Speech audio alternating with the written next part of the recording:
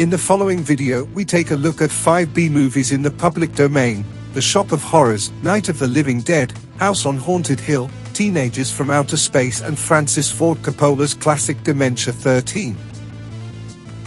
The Shop of Horrors was shot on the 28th and the 29th of December 1959, so hastily that director Corman forgot to register his intellectual property, making it a public domain feature film upon its release. It became famous for being one of the fastest films ever made, and was known as the film shot in 2 days. The director wanted to shoot it fast because new industry rules were coming into effect that negatively affected the business model for low-budget films. To talk about George A. Romero is to talk about Serie B, horror films, and the living dead. 1968's Night of the Living Dead was made on a negligible budget, Romero's debut feature, and a cult film today. The shooting lasted 9 months, and before giving it this title, the film was to be titled Monster Flick, but the lawyers at the distribution company realized that there was a film with a similar title and it was changed to Night of the Living Dead. When they made the change in the credits, they forgot to put the copyright, and it is still in the public domain today.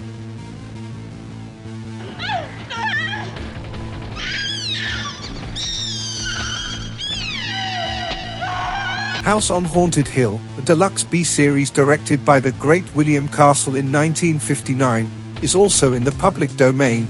The director was known for his ability to create immersive cinematic experiences. To increase the tension and fear in the audience, he devised the Emergo system, black box from which a 3-meter skeleton flew around the cinema at key moments in the film. To promote the film, this great marketing visionary created death cards for each attendee at the screening of his film. In addition, it is said that he hired a woman to play the role of a ghost during the screening in the cinemas and scared the audience at the right moment. Where's North? Another public domain science fiction B-movie is Teenagers from Outer Space, from 1959. Director, editor, screenwriter, and producer Tom Grafe considered how he could make aliens even scarier, and he thought of teenagers. In addition to playing the journalist in the film, Grafe was also involved in the photography, special effects, and music. He only directed this film, had mental problems, convinced himself that he was the reincarnation of Jesus Christ on Earth, and finally committed suicide in a hotel. Despite all this, Grafe proved in this film to have a personal style and managed to create excellent moments of tension despite budgetary difficulties, and will always be remembered.